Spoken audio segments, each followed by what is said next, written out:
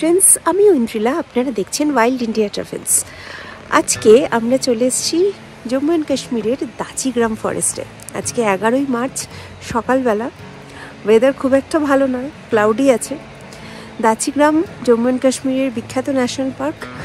যদিও এখন এই মুহূর্তে প্রচুর কিছু পাওয়া যাবে এরকম শুনে আমি আসিনি। এখানে যা যা পাখি পাওয়া যায় মেনলি এই সময়, তার বেশিরভাগই আমরা বাইরে পেয়ে গেছি অন্যান্য জায়গায়। তাও আমি কাশ্মীর আসবো বা আসছি জেনে বহু মানুষ আমাকে রিকোয়েস্ট করেছেন যে দাচিগ্রামের ওপর ভিডিও বানাতে, সেই জন্য দাচিগ্রামে এসেছি। বলতে পারেন যে আপনাদের কথা রাখার জন্যই এসেছি। চলুন একটুখানি তাহলে ঘুরি আমরা। এখন কিন্তু আমরা সবাই মিলে পায়ে হেঁটে যাচ্ছি। এখানে ব্যাটারি চালিত কারও রয়েছে। কিভাবে বুকিং করবেন, কিভাবে সব কিছু ঘুরবেন দাচিগ্রাম, সমস্ত কিছু বলবো এই ভিডিওতে, সঙ্গে থাকুন। তারাসার বারসার লেন जो है, বারসার লেকের টা এইখানে আসে, আর তারাসার লেকেরটা পহেলগাঁও মে লিডার নদীতে। আচ্ছা আচ্ছা আচ্ছা, দাচিগ্রাম রিভার।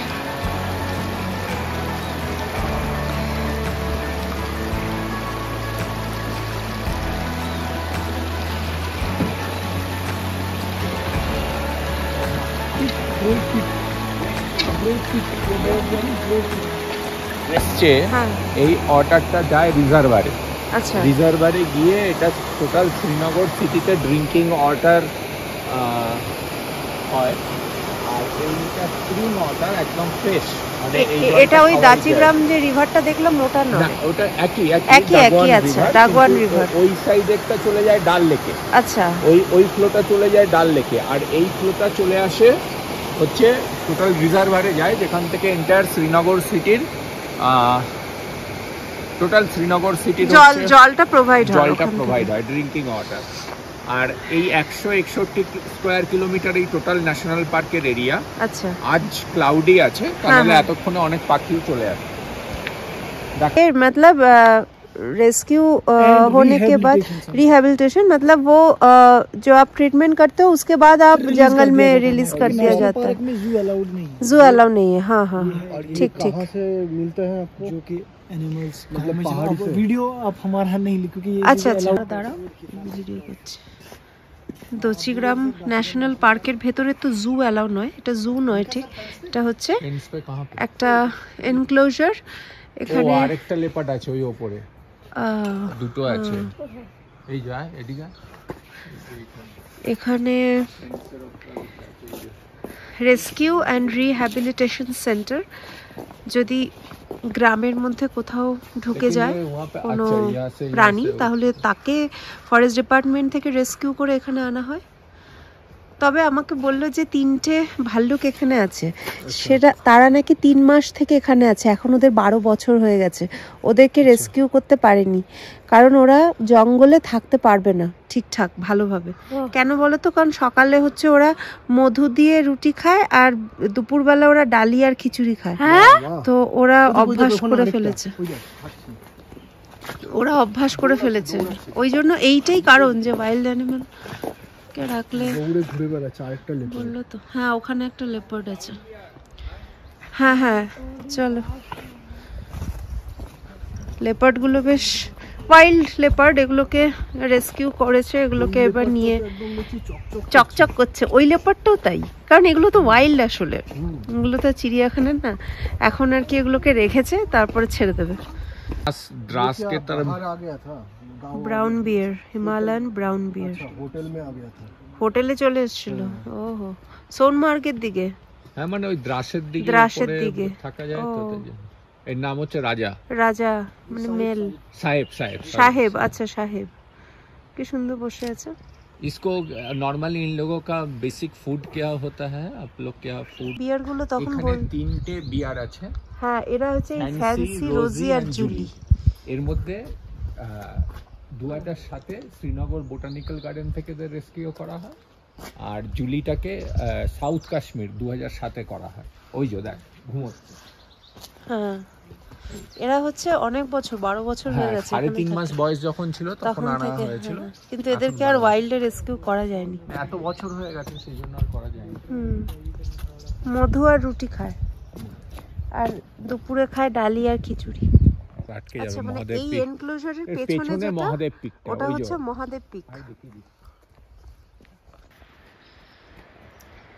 দচিগ্রাম ন্যাশনাল পার্কের সীমানার মধ্যে এটা একটা, এই পিকটা একদম ত্রিভুজের মতন যে দেখা যাচ্ছে, এটা হচ্ছে মহাদেব পিক। আর ঘুরিয়ে এখানে আনলে এটা হলো জাবারাবান মাউন্টেন। তাহলে এই দুটো শৈলশ্রেণী, মাঝখানে হচ্ছে দচিগ্রাম ন্যাশনাল পার্ক। এবার এই যে অংশটা পাহাড়ের, এর সামনের দিকটাই হচ্ছে সেদিন আমরা যে দেখছিলাম নিষাদবাগ, শালিমার বাগ, ওই সব যে পার্কগুলো ছিল বা বাগানগুলো ছিল, সেটা এর পেছনটাই তার মানে দচিগ্রাম ন্যাশনাল পার্ক।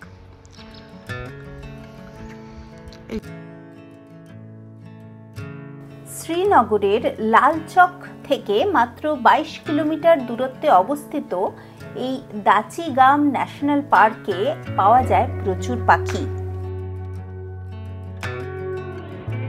আমরা গেছিলাম মার্চের মাঝামাঝি সময়ে। পিঙ্ক ব্রাউন রোজফিঞ্চ আমরা প্রথম দেখি সিঙ্গালীলা জাতীয় উদ্যানে, আবার এখানে এসে পেলাম। সকালের আলোতে পাথুরে পথের উপর বসে তারা বেশ নিশ্চিন্তে খাবার খাচ্ছিল। লাল পাখিগুলি পুরুষ পাখি এবং যেগুলি ধূসর বা মেটে মেটে বর্ণের সেগুলি হলো স্ত্রী পাখি।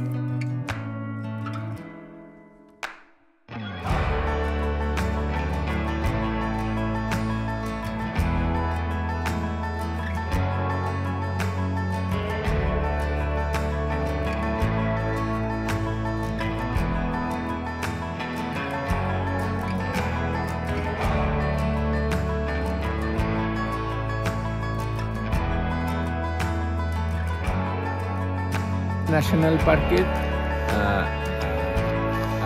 10খানা গ্রাম ছিল। এই 10 ভিলেজেসকে রিলোকেট করানো হয়। অ্যাকচুয়ালি মহারাজা হরি সিং 1910 সালে এই 10টা গ্রামকে রিলোকেট করা হয় এই পার্কের বাইরে। আর 1947 তক এটা মহারাজা হরি সিং এর হান্টিং রিজার্ভ ছিল।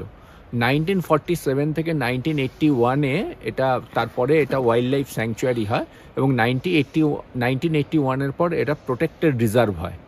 দাচিগ্রাম, দা মানে থা, দা মানে 10, দা মানে 10, 10, ছি মানে ছিল, গ্রাম মানে গ্রাম, 10টা গ্রাম ছিল, দ্যাট ইজ দাচিগ্রাম।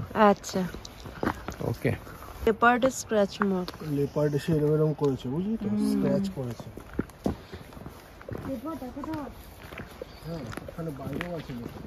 এটা যেরকম তুই ভেতরে দেখি, ওরকম বাইরে এখানে লেপার্ড আছে। আসো, লেপার্ডে খেয়ে নেবে।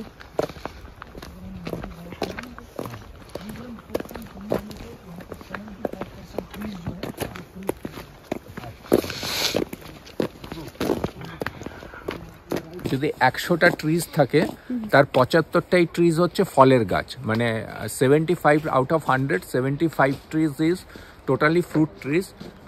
If you come in June July মাসে যদি আসো, তাহলে এখানে অ্যাপ্রিকট, পিচ, নাশপাতি, যা যা হয় সমস্ত ফ্রুটসের তুমি গাছ পাবে।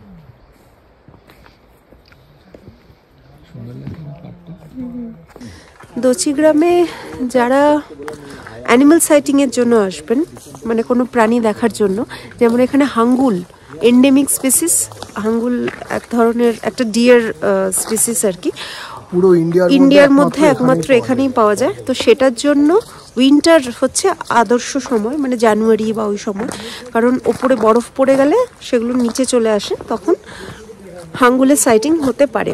আর এশিয়াটিক ব্ল্যাক বিয়ার দেখতে গেলে আসতে হবে সেপ্টেম্বর অক্টোবর মাসে, তাই তো? হ্যাঁ, অ্যাকচুয়ালি মহারাজা হরি সিং এখানে একটা ওক ট্রি বিদেশ থেকে এনে ইন্ট্রোডিউস করেছিল, যাতে করে ওখান থেকে ওক ট্রি থেকে যেটা আইকন বলে যে ফলটা হয়, ওইটা বিয়ার খেতে পারে। এবং অ্যাট এ টাইম একটা ওই ওক ট্রির চারপাশে 20-25টা এরকম হাঙ্গুল বা বিয়ার এই টাইপের জীবজন্তু দেখা যেত। এবং সেটা একটা কারণ ছিল যে উনি নিজে আর কি হান্টিং করতে পারতেন, এটা সুবিধা হয়ে গেছিলো। আরেকটা ব্যাপার ছিল যে ওই যে আইকন যেটা, ওটা খেয়ে খুব মানে একটা শক্তি পাওয়া যায় বা অনেকটা আর কি এনার্জি স্টোর করা যায়। তো বিয়ার যখন 2-3 মাসের জন্য হাইবারনেশনে চলে যায় তখন লাস্ট যে খাবারটাও খেয়ে যায় সেটা হচ্ছে ওই আইকন। ওটা খেয়ে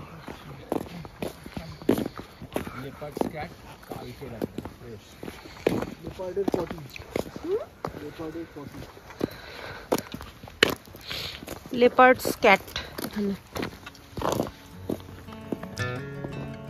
জঙ্গলে, হ্যাঁ একদম ফ্রেশ, বোঝাই যাচ্ছে। জঙ্গলে ঘুরলে স্ক্যাট আর স্ক্র্যাচ মার্কস প্রচুর পাওয়া যায়।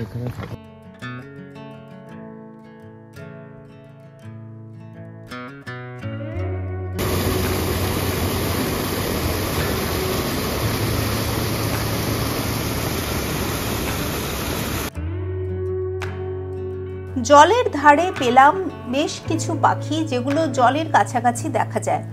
আমার অন্যান্য অনেক ভিডিওতেই হয়তো আপনারা এই পাখিগুলিকে দেখেছেন।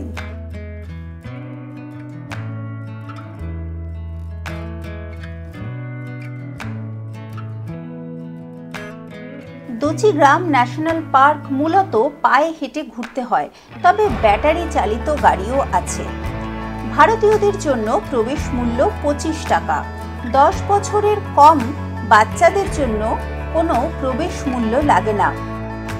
ছাত্র এবং শিক্ষকদের জন্য প্রবেশ মূল্য 2 টাকা। ক্যামেরা চার্জ 100 টাকা।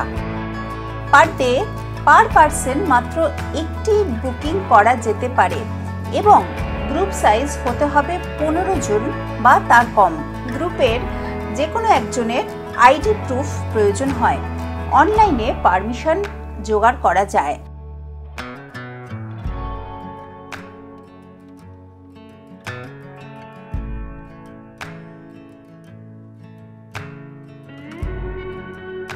আমি একটি লিংক দিলাম ডেসক্রিপশনে, এখান থেকে আপনারা অনুমতি জোগাড় করতে পারবেন।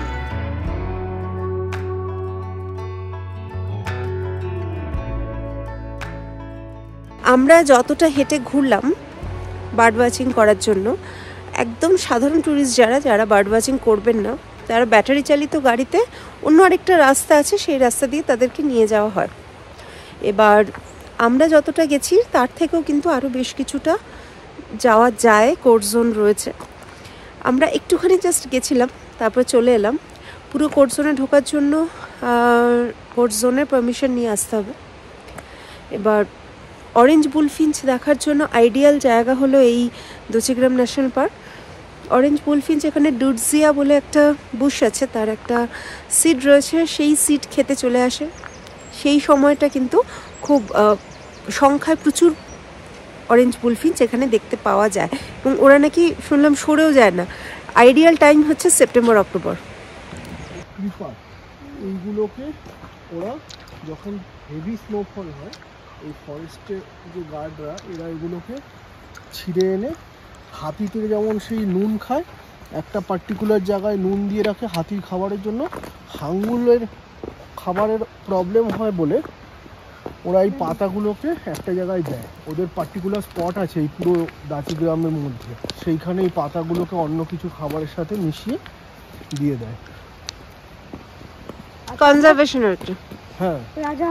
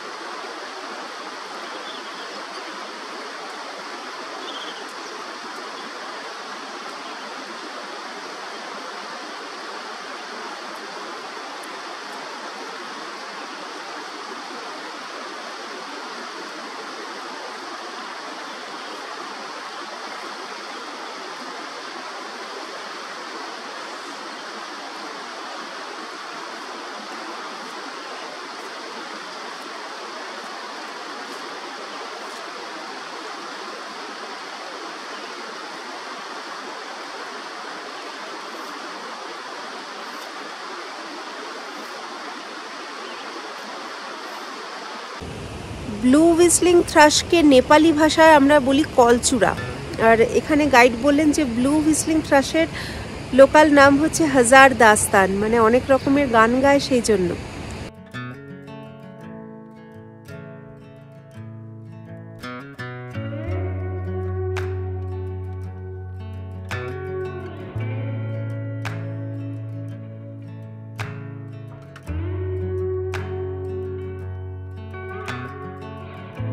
ন্যাশনাল পার্কের এরিয়ার ভেতরেই রয়েছে ট্রাউট ফিশ ফার্মিংয়ের সেন্টার। এখানে ট্রাউট ফিশ চাষ হয়, দেখব ভেতরে কিভাবে ট্রাউট মাছের চাষ হয়। এখনো বাকিরা এসে পৌঁছয়নি, আমি তাড়াতাড়ি করে চলে এসেছি। সব মাছ রেনবো ট্রাউট না, মানে বেশ কিছু আছে এমনি কালো গায়ের রংটা, তাই না? আর কিছু কিছু যেমন এই যে এটা এখান দিয়ে একটা যাচ্ছে, এটাই আমরা সেদিন খেয়েছিলাম রেনবো ট্রাউট, একটু কস্টলি বেশি। এই হলো ট্রাউট ফিশ ফার্মিং এরিয়া।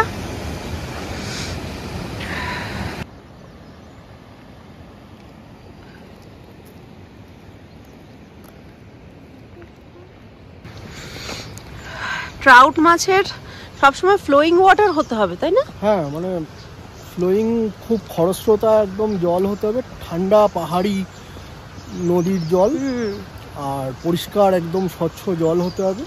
তাই জন্য এরকম জায়গাগুলোতেই ট্রাউট ফার্মিংটা হয়। সিকিমের দিকে আমরা দেখেছি, নাগাল্যান্ডে দেখেছি, বা এখানে দেখলাম আরো অনেক জায়গা আছে, অনেক জায়গাতেই, মানে উত্তরাখণ্ডের দিকেও রয়েছে। কিন্তু সব এরকম জায়গাগুলোতেই আছে যেখানে নদীর জল পাহাড় থেকে নামছে, আর সেই জায়গায় এরকম জায়গা করে আর কি পুকুরের মতন, চৌবাচ্চার মতন করে করে ট্রাউট ফার্মিংগুলো হয়। জল যদি একবার খরস্রোতায় জল থামিয়ে দেওয়া হয়, ওগুলো সঙ্গে সঙ্গে মরে যাবে।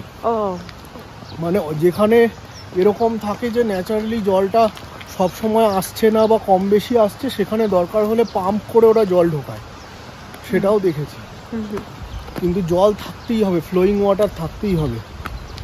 আর রেনবো ট্রাউট খুব ভালো, মানে কোয়ালিটি ওয়াইজ। সেদিন খেলাম তো, হ্যাঁ, খুব দারুণ খেতে হয়।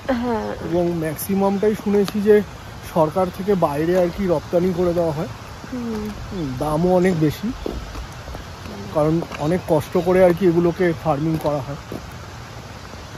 প্রচুর ম্যাকপাই দেখো নিচে নিচে ঘুরছে। তবে জম্মু অ্যান্ড কাশ্মীরে যে পাখিটা আর কি প্রচুর পরিমাণে দেখছি সেটা হচ্ছে ব্ল্যাক কাইট। ব্ল্যাক কাইট প্রচুর পরিমাণে, মানে এক একটা গাছে আমরা মজা করে বলছি চিল গাছ, এক একটা গাছে ফলের মতন আর কি কাইট ঝুলছে, এরকম যে 50টা কাইট হয়তো একই গাছে বসে আছে। হ্যাঁ, একদমই তাই। তাতেও আর কি দেখা যাচ্ছে পুরো এলাকা ভর্তি, আকাশে উঠছে, সমস্ত গাছে ভর্তি। যেহেতু এই মাংস খায় আর কি লোকজন এখানে অনেক বেশি, জম্মু কাশ্মীর মানে প্রোটিন ইন্ডিয়ার মধ্যে কনজাম্পশনটা অনেক বেশি, ইন্ডিয়ার মধ্যে হাইয়েস্ট আর কি এই মিট কনজাম্পশন হয় বা বিক্রি হয়। তো ওরা এই ধরনের যে ওয়াজওয়ান টাইপের যে ডিশগুলো খায়, যেখানে 10-12 রকমের চিকেন মাটনের আর কি মানে প্রিপারেশন রয়েছে, সেগুলোর অনেক ওয়েস্টেজ হয়, যেগুলো হয়তো এই চিলে খেয়ে বেঁচে থাকে। চালিত যে গাড়ি, যে গাড়িতে করে সাধারণ টুরিস্টরা আর কি ঘোরেন, তারা এই পথ দিয়েই আসে। এই পথ দিয়ে এসে ওই যে ট্রাউট ফিশের যে ফার্মিং হয়, ওই ফার্মিং ওই অবধি যায়, ব্যাস, তারপরে ব্যাক। এবার এইটুকু ঘুরলে এখানেও অনেক সময় দেখা যেতে পারে ব্ল্যাক বিয়ার। বললো তো যে এশিয়াটিক ব্ল্যাক বিয়ার নাকি একদম সামনে চলে আসে, কিন্তু ওই টাইমটা একটা ব্যাপার। সেপ্টেম্বরের শেষ, অক্টোবরের শুরু, ওই সব সময়গুলো আর কি ভালো।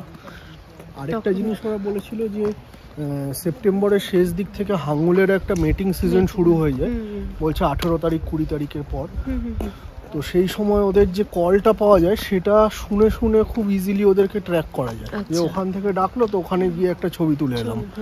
তো ওটা একটা সুবিধা, যারা স্পেশালি এইসব ম্যামালসগুলোকে টার্গেট করে ওয়াইল্ড লাইফ ফটোগ্রাফি করে বা ঘুরে বেড়ায়, তাদের জন্য ওই টাইমিংটা ভালো। ঠিক ঠিক।